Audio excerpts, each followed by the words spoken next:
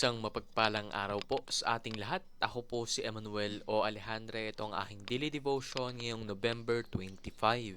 And for today, ating pag-uusapan kung sino yung disciple ni Jesus na hindi mo kilala.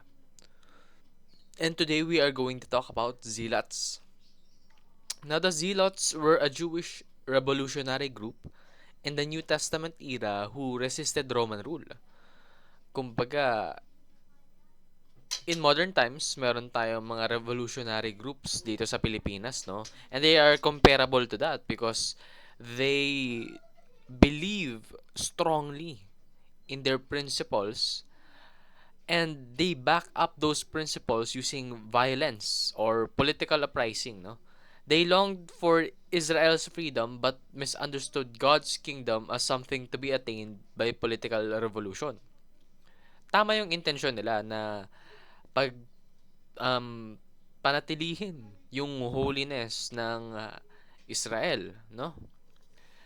Pero yung pamamaraan nila ay something very far from God's teachings na dumadating na sa puntong gumagamit sila ng dahas upang makamit yung kanilang mga kagustuhan. And isa sa mga disipulo ni Jesus ay isang zealot. That is Simon the Zealot. And this reminds us that Christ calls even the most passionate revolutionaries into a new kind of kingdom.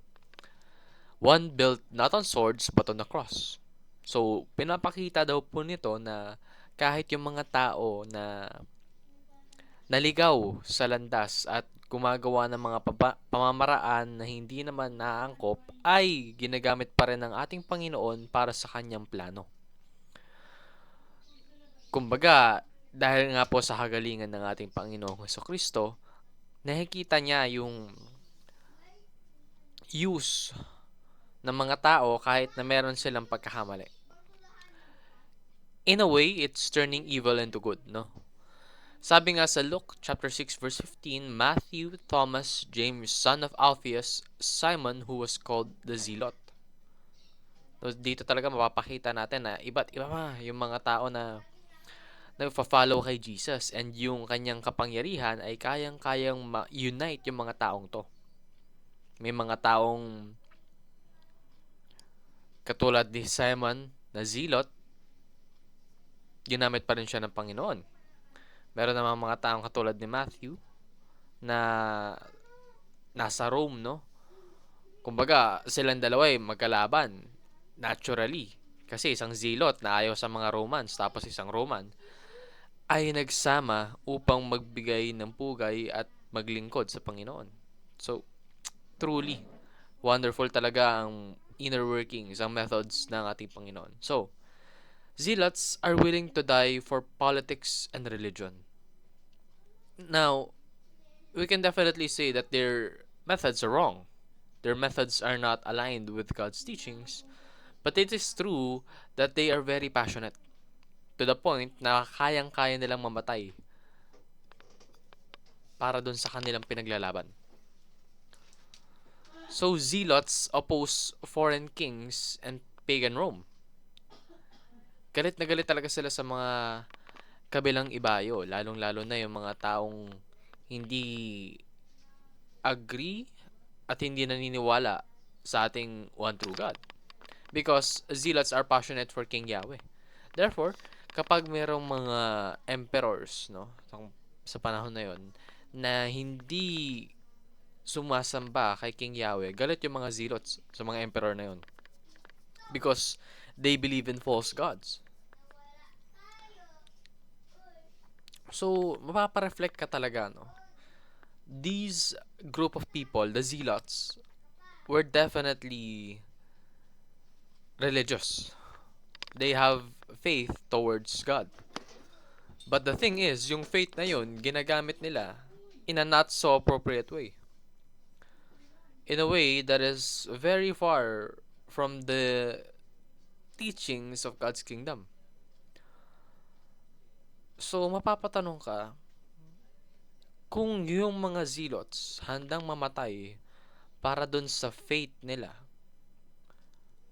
what is worth dying for? Ngayon, wala naman, mostly, no? Wala namang mga violence na nangyayari, hopefully. Pagdating sa religious beliefs. But still, you have to reflect kung saang bagay ka handang mamatay. And kapag kilala mo si Jesus, alam mo na yung sagot doon. Yung buhay kasi natin hindi na para sa atin. Our life is no longer ours. We have been saved on the cross because of Jesus. Therefore, we should live for Jesus. And as much as we can live for Jesus, we can die for Him as well.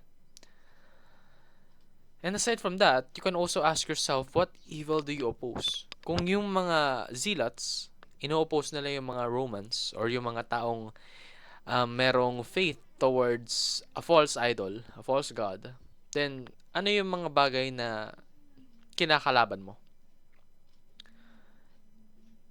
Dapat as Christians, we should oppose the corruption, no? Hindi lamang sa politics, pero sa lahat ng aspeto ng buhay. Corruption sa workplace, corruption sa classroom, corruption sa bahay, corruption sa politika. Dapat ino-oppose natin to. Lahat ng mga katuruan ng Panginoon ay dapat nating inaalala, at kung merong mga bagay na nag-o-oppose sa mga katuruan niya, ay kailangan nating ituwid. That is our responsibility, that is our duty. So, that is what we should be passionate about. Kahapon, pinag-usapan natin yung zeal of the Lord, no? The things that the Lord are passionate about. That's the things that we should do, that we should strive for, that we should have priority towards.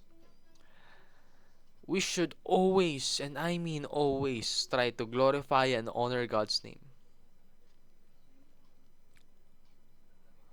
That is something that we should always strive for. So yun lamang po ang aking daily devotion. Hopefully marami kayong natutunan. Always stay safe and give glory to God.